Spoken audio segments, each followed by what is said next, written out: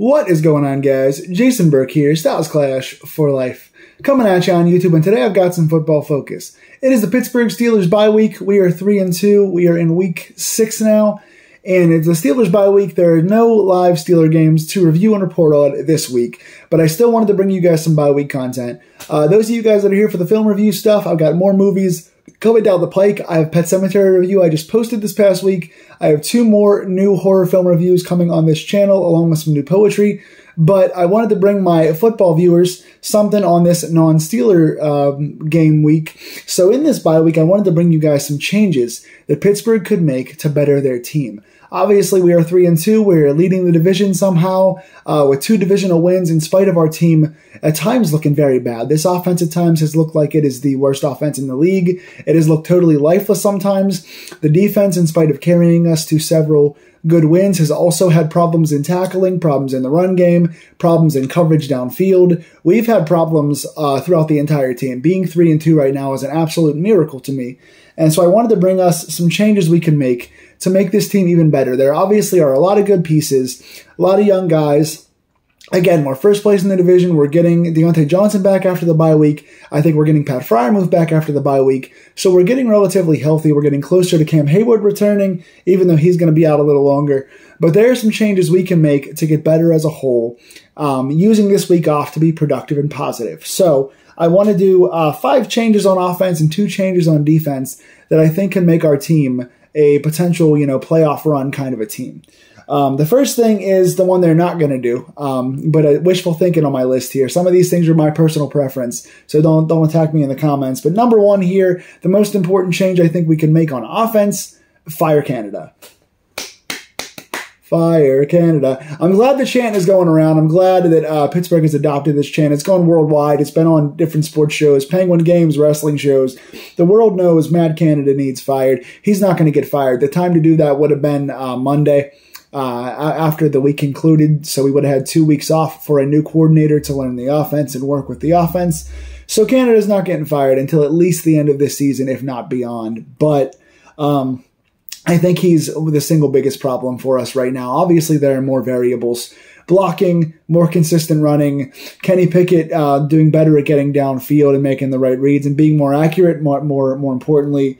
There a lot of stuff. Receivers getting separation, Deontay and Pat getting healthy. There's a lot of things the offense needs, but I think Canada being fired would be the best way to see if Kenny Pickett is the guy, right? You can't really figure out if your young quarterback is going to be a franchise quarterback unless you have the right coordinator, and at the very least, I don't think Canada is the right coordinator for this offense. So fire Canada is my number 1, even though it's not going to happen now until at least the end of the year.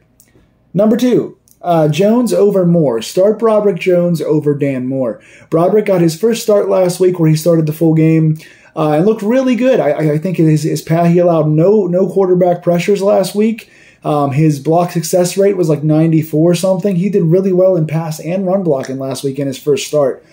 I know that he hasn't picked up the playbook as well as we expected. He didn't play as great in preseason as we expected, but he got better 2 weeks ago when Dan Moore went out with injury. His first start last week was very, very positive. He is a big, strong guy. We traded up in the first round to get him. He is an absolute physical beast. And it's not as if Dan Moore is some world beater. He's been, our worst blocker by and large for the last 2 years now. So Dan Moore's not setting the world on fire, and Broderick Jones was a first-round pick who showed a lot of potential in his first start. So I would take this time now, early in the season, to put our first-round pick in there and start Broderick Jones over Dan Moore.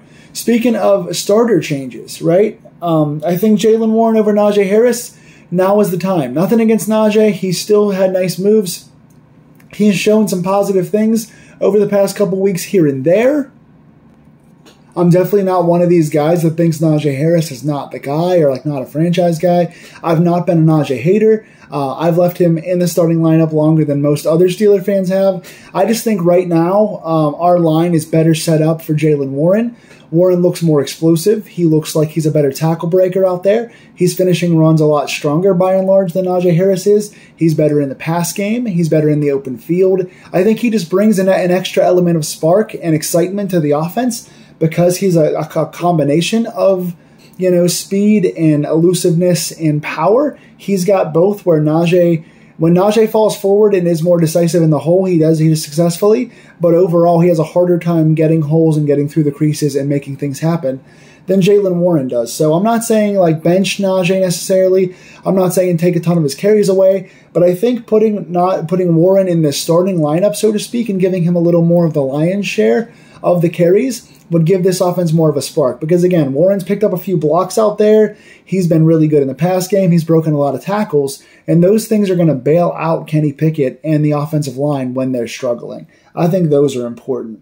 More Connor Hayward. Connor Hayward finally got some substantial playing time last week because Pat Freiermuth was injured. So he kind of moved into the 1/2 tight end situation, using Darnell Washington more as a blocking tight end who went out for, I think, 1 target. But Connor Hayward was he's kind of an everything guy. He can play fullback, he can play tight end, he can split out and play kind of a slot receiver. He's all over the field, but I think he is very productive when he's out there. He doesn't get enough looks. I would like to start him at fullback full time and move him around once he gets in the formations. Do some things where he can lead block for the pass game and the run game, but then give the guy some goal line or third down carries, get him out there in the slot a little bit, a couple short slants, let him bail Kenny out in the middle of the field a little bit. He's one of the better separators and route runners we have on this team. Especially with Deontay Johnson having been out for a while, Connor Hayward is one of the better guys at getting open and one of the more reliable pairs of hands that we have on this team. Those things really go underrated. Connor Hayward is good at everything he does, and I want to see him get on the field more. I don't care if that's in a tight end set or a fullback set. I don't care what it is. I think Connor Hayward makes plays out there. He got several first downs this week and several key blocks downfield to make Warren better, and I think he needs to be on the field more. Fire Gunnar Olszewski. That is my number... Where are we at? 5. Number 5 point. Fire Gunnar Olszewski. He had 2 or 3 big fumbles last year in return duties before he lost his spot later in the season. This year coming in already, he had fumbled a punt return, I believe. Or no, he fumbled on a wide receiver screen. And then he fielded a kick that would have gone out of bounds and given us the ball at the 40. He fielded a kick inside the 10 and tapped his toes to make sure he caught the ball in bounds. And then he fumbled in the Ravens game this past week, giving the Ravens the ball inside the 10-yard line. Being up by 2 points where a touchdown would have ended the game for us. So Gunnar has made way more mistakes than needed. And now you have Miles Austin out there who is known as a punt returner, can also do kick returns. And you've also got Desmond King, who you signed as an extra corner, who's been on the active roster. So you have 2 guys that can do punt and kick returns, and Gunnar has made more than enough mistakes as a wide receiver and a returner. He is not worth keeping on this team at this point. He's a liability. I understand that he's a veteran, and he's had a lot of success in the past, not here in Pittsburgh and not as a returner. So I would let him go. One more thing that I want to talk about. This is not one of my official notes, but it's something I've seen a little bit of, and that's the potential of benching Mason Cole. Mason Cole, by and large, this season has been our worst offensive lineman. Out of the 5, Daniels has not been consistently great. Dan Moore never is, neither is Chooks. But this year, surprisingly, Mason Cole has not been great. I thought he was a very solid center last year. He's obviously got center and guard capabilities. He's a veteran. But has not had his best season so far. I would not call for his benching yet. I know a lot of fans have. I don't think he's bad necessarily, but he has played down this year compared to where he was last year. So keeping Mason Cole on our radar is something to look at, especially considering we have a couple of capable guys on the bench. Although I don't think that Nate Herbig played that well last week. He'd be the guy that would come in probably as backup center. I didn't like his work at guard last week, so I don't know if he's the right choice or not. Defensively, I've got 2 big ones here that I think are important. Number 1, JPJ starts. I'm not even putting Porter Jr. over one particular guy because I don't care which one it is. I don't care if it's Patrick Peterson or Levi Wallace. I think Patrick Peterson has made less impactful plays, but he's given up slightly less as well, but he's still gotten cooked. He is looking slow out there. He's looking indecisive out there. I think he has lost a substantial step before coming to this team. Even the last couple of years where he's not looked quite as good as he did in the past, he's obviously a Hall of Famer in the future, but he still made big plays last year and still had his speed. He's got a few pass deflections this year, and he's got a pick this year, but by and large, he's looking slow, and he's not looking like he's reading things all that great.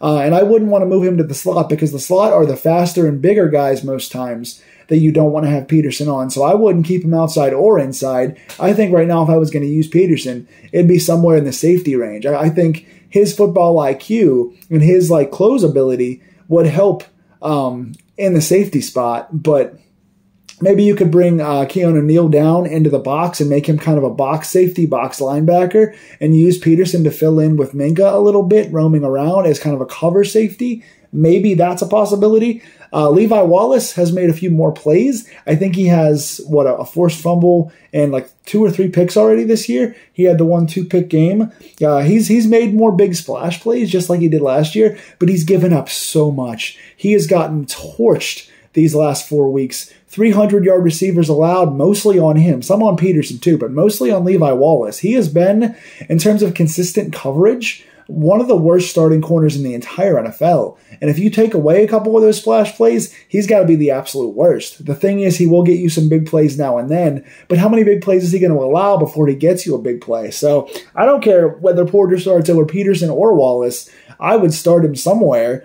He's had a 0% completion rate. He's had at least 3 different pass deflections. He's gotten off the field on 3rd downs every time. He got a big pick in preseason. He got a big pick in the end zone in a clutch 4th quarter time against the Ravens last week. He's shown good IQ. He is sometimes a little too grabby and holdy. He's got to watch that, but he's a physical guy that is playing big in big moments and making splash plays out there for us when nobody else really is. Chandon Sullivan has not been a whole lot better. KZ has not been a whole lot better. And Neal, when it comes to covering, has not been a whole lot better. Neal's a good tackler. But in terms of covering, none of these guys are covering that well. Minka Fitzpatrick is about the only cover guy we have that's been consistent. And then you get the occasional splash play from one of the guys who gets burnt. So, not really a fan of any of our cover guys right now. So whatever we can do to make our coverage better, we should do. And that includes JPJ right now, starting in the starting lineup. And then move Peterson around. Maybe you could start JPJ at the CB1 spot on the top receiver and move Wallace down to the second best receiver and kind of see what he can do there. And then Peterson can kind of play that cover safety thing, and you can bring Neal down in the box a little bit. Neal or KZ can be a tackle guy in the box a little bit. See if that can improve your run game tackling. They can be kind of a last line of defense as far as like staying in their gaps and improving the run tackling. And then the Porter being out there and Wallace bumping down one might help our coverage a little bit. So that's something to think about. And then finally, I have start Keanu Benton. I think this depends too on who else is injured. I know DeMarvin Leal's been hurt too. I think if Leal is healthy, I would start Leal and Ogunjobi on the outsides and then start Benton on the inside, add nose tackle. And if Leal is hurt, then I would bump Benton outside with Ogunjobi and put somebody else like a Montravius Adams in there at nose tackle. But Benton, when he's been in there, he's been a good pass rusher. He's gotten quarterback pressures, and he's gotten some tackles. The guy's a hitter, and the guy's got a motor. I don't care whether it's, hopefully, I would think inside is his best spot. I would rather see Leal get more opportunities on the outside, or even Loudermilk. I like when he's out there as well. But we need more pressure from anybody outside of the 2 outside linebackers. You know, Watt and Highsmith have shown that they are, an elite outside linebacker pass rush duo, but we really need to get more pressure aside from those 2 guys. With Cam Hayward being out, we need more pressure. So Leal on the outside with Ogunjobi and then put Benton on the inside and let those guys hopefully, again, get some pressures and stop the run a little better too. So those are just 7 or 8 of my kind of changes I would make. Basically, putting some more of our rookies in there who we drafted high over some of the guys who aren't doing it. I know Pittsburgh likes to start slow with their rookies and put them in later in the season. We can't afford that right now. We got too many holes, and these guys that are in there are too talented. These rookies have too much upside to be sitting on the bench. So I'd make some of those moves. Tell me in the comments below what you think of those moves. Do you like those ideas or not, and why? Talk about those for me. And also tell me what changes you would make that I left out here. What would you do to make some changes on the break to improve this team who's got a lot of potential? So either way, Steelers bye week. Hope you guys are enjoying the week off, and I'll see you guys for more poetry, more movie coverage, and more Steeler coverage starting next week with the Pittsburgh Steelers game. Like, share, and subscribe, and I will see y'all soon. Go Steelers.